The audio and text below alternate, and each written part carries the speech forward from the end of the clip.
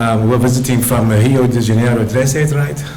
Yeah. Okay, so I was very blessed. Dandara is one of the students, and she brought particular insights, but we're also running out of time. Now, she had a lot of time, so she did 2 projects. So she was working also with Mother Dawn Blackman. So I'm going to ask Mother Dawn Blackman if she wants to join us here with her youth group, because there'll be an overlap, and so we can transition, directly into that. So I'm going to hand it over to Dandara first, without further ado.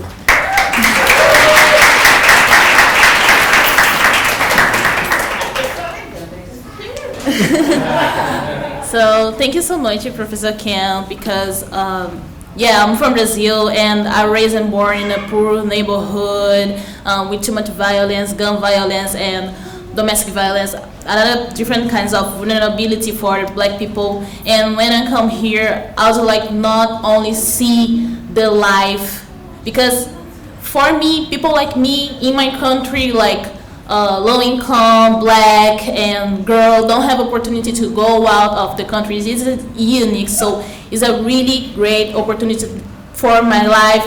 So when I come here, I was like, I don't want to just see the life inside the campus town. I want to see people, I want to see the reality, I want to see what's going on out of this perfection that is the campus. So I started to talk with Tamika and with Mother Down, and I'm so thankful for her. My project is about motherhood and the different kinds of motherhood through the point of view of the Afro-diasporic.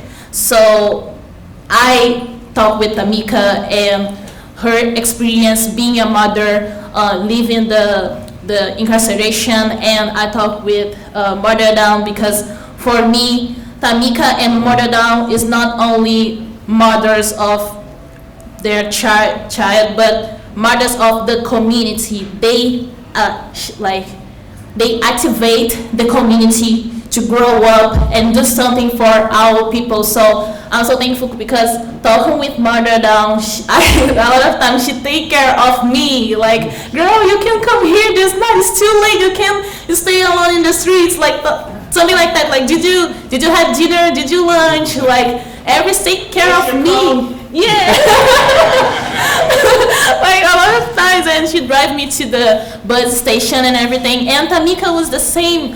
Like, she always asking me about my experience here and my connection with the other students. So I feel the motherhood of them with me too. And I'm so thankful to you, because I see a lot of connections with the work with Mother Down in the Church of Brethren with these girls, and the dolls that I'm trying to make. The name of the dolls that is down there is Abayomi, and the doll is a really representative of motherhood. And I made these dolls with the help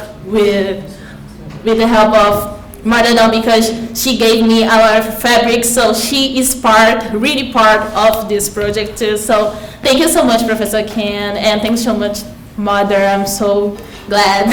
That's it. I want you to explain about the Abayomi. Okay. Your exhibition. So my exhibition, I didn't put like images or something like that. I want to express through something more artistic. So the history of Abayomi is these dolls was made by slave mothers inside the slave ships, because mothers and child do not have nothing to like entertain, and like really bad conditions. So the mothers take pieces of their clothes, like just take and start to make dolls, just tie and give to children to try to entertain. And after that, when come to the slave market and something like that, the mothers know that the children will be far from the mother. So the dolls is a way of the children remember of the country and remember of the mother, and it's being a resilience in that environment. So this is a connection with the word of martyrdom in the church, because she always tried to put the Black identity and the resilience inside the church, and with Tamika too, trying to put this kind of motherhood, the motherhood for the community. So, yeah. Yeah, thank you, Devin. So please find an opportunity to view it and also share comments with her. I think it's particularly powerful. Mother Dawn, you and your siblings.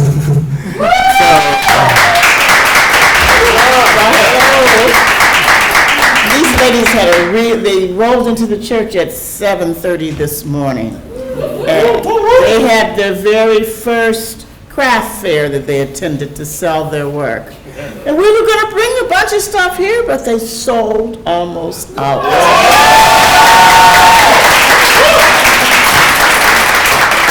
So they've been coming to the church after school and sometimes on the weekend, but they're the students that you don't hear about. You hear about the ones that are fighting and acting up. You don't hear about the ones that are hanging out and learning how to do crafts and learning to sew, making dolls.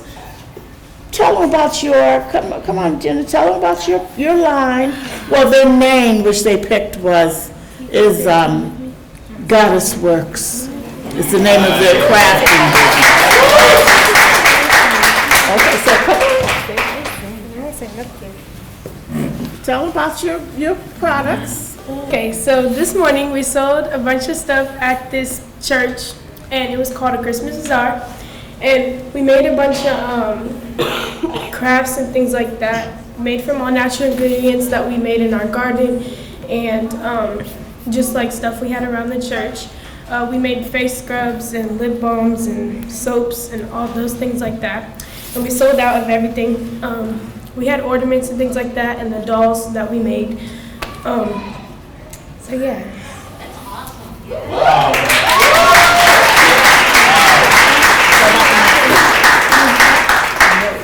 Okay, so, me and some of the girls at our church that we go to, we made this map over here.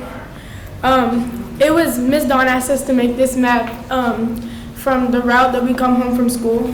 Like, there's a big group of us that always walk together, and we come from our school to the church every day after school, unless we have something to do. They both made cheer this year.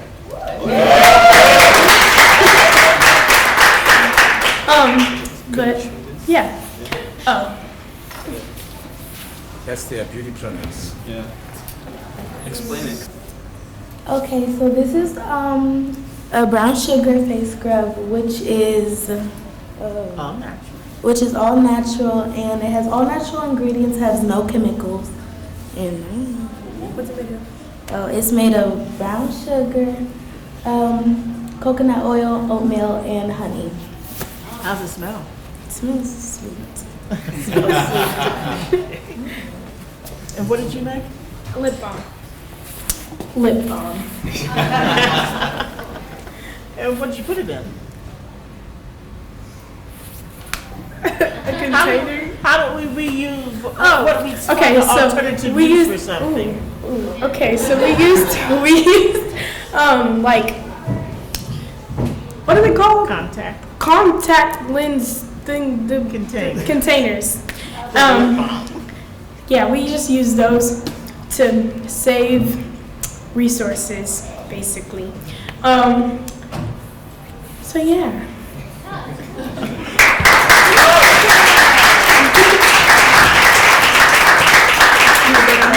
Something everybody can do. You know, we have a lot of volunteer opportunities at the church, and the students come in and just sometimes hang out and talk to the kids. You never know what child you can stimulate and turn in a direction away from something negative that they hadn't even known existed. Our children are only limited by our vision. If they don't know about it, it's not their fault. It's our fault. They don't act on things and they don't get exposed to things unless we take that opportunity to do that. So I want to thank all the students that have been coming by the church. And also talk about the garden board and the Well, we have a garden. We have a 3-acre garden, just a little like a half a block from the church. The girls sold loofah sponges we grew ourselves. They sold okra sickles, which were too large to eat okra, glittered and to hang on the Christmas tree. They're gorgeous. And we have a summer program that has a free half-day garden camp program. We're a job training site for the school district. But our big project right now is we are planning a praise, honor, and remembrance wall, which will be a way for people in the community to honor people in the community. Those ladies that don't have the right CV for a woman of distinction consideration, we're building a cinder block wall where family members or other community members will be able to fashion a tile to honor them and be fixed onto the wall. And just remember the people some who we lost through gun violence, some who've passed through our community and did everything they could to make it a better place when they left and never were really recognized. So we're putting up a permanent wall. It's a wall to bring us together. Okay, so we have, do you have my? The model, no, not, it's. Okay, we have a little model, and we also have a GoFundMe page, which has a picture of the model on it. But people will be able to honor a person for $10 tile, and that includes the tile, the paint, and the class to paint the tile. And then we'll affix it on the wall and have something in our community that is for our community, from our community, and by our community. Yeah. So. That's what. When is the garden open? When is the garden open? Oh, the garden opens in March. We start our starts inside, and then we create individual greenhouses for each plant with gallon water jugs. And so we get an early start. And we also sell right from the garden. So we have cash crops for the garden that we use to buy new tubes, get new seeds, all those things that we want to make the garden a self-sustaining proposition. Okay, so we're in our 13th year, the Randolph Street Community Garden between Randolph and Neal at Beardsley. It's right in the middle of downtown if you really think about it, because there's Stratton School and the Columbia Center. We're just south of Bradley. So stop in sometime. We plant without a bunch of chemicals. You know, we invite the kindergartners in to drown the grasshoppers. You know, we use insecticidal soap and all that good stuff that doesn't poison people. And we have cash crops that we sell every year to support the garden, as well as we have 46 beds and then a 1/4 acre in row crops, so that people who grow there, who speak 9 different languages, we have people from all over the community participating. You want to see what's going on in Champaign, come to the garden, because it's one of those places where you will find somebody from every segment of the community in the garden, growing something, grilling something, planting something. So, Thank you very much. thank you.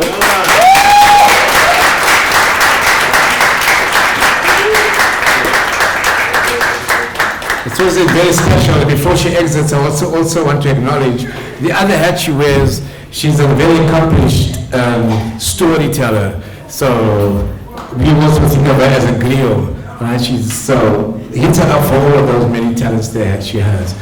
So I'm going to ask the students to come up and then share their experiences, and then we might have time for participation. So why don't you guys come up, introduce yourself. Program. It's a laboratory of life itself. So putting the U in Youth Club. This is the Church of the Brethren, where the event happens and the activities happen.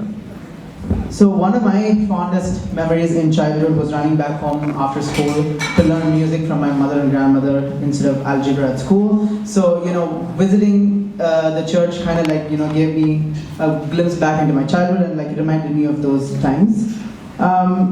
Mother Dawn Blackman instills a lot of values in these children, and like I said, this is more than just an after-school program.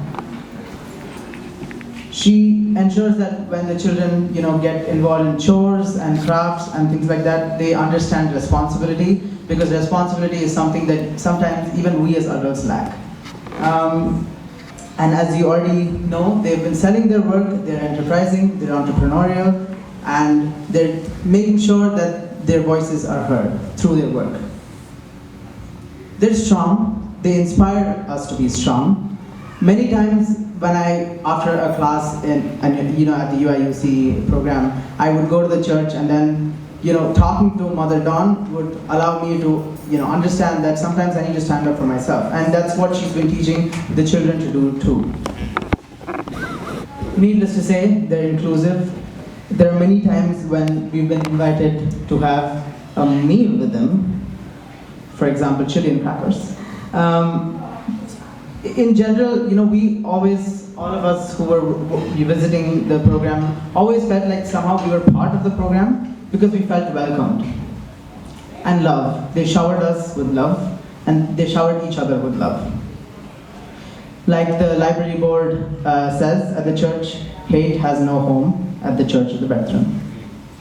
They're independent. I don't need to tell you more about that. They came and told you guys about the amazing things that they're doing on their own. And they're empowering, not just their stories and what they do, but the love that they shower upon us. Sometimes we take that for granted, and that's what's empowering about what they do, what they talk about, and what they feel and experience. Mother Dawn makes it a point that when she spots someone with talent, she nurtures them. She brings in baking instructors to help the children, bake cookies and cake and take it back home. She brings in a music instructor to help them with drums, piano, whatever it is. And also, if you will see my poster there, you will see that the children sing Beyonce's Halo as well as Christmas carols like nobody can do it. They're beautiful. They're mellifluous. Yeah. And she is passionate about her culture, her roots, and she brings it a point to make it known that culture is a thing that as someone who's from India and outside home, I don't see symbols of my culture every day. But when I was at the church, I was looking at these dresses that Mother Dawn made, and it reminded me of what I'm wearing right now, which is supposed to be an Indian garment. But all of these instances of cultural similarity, but also the point that culture is very important, that's what shapes us, is something that I got from my interactions at the after-school program. Okay. Well, first of all, my name is Tamika Davis. It's now Tamika Davis Nunez. I'm married. I have 5 children, 4 boys and 1 girl. I go to Mount Olive Missionary Baptist Church. That's where me and Marlon met. Me and Marlon Mitchell, that's the co-director of First Followers. We going over there. I was like, oh, nothing. He said, do you love her? I was like, no. Do you want to? I'm like, yeah. So understanding that this is not only one issue of my city, Rio in Brazil, but also we are in Chicago, USA, also Champaign. How is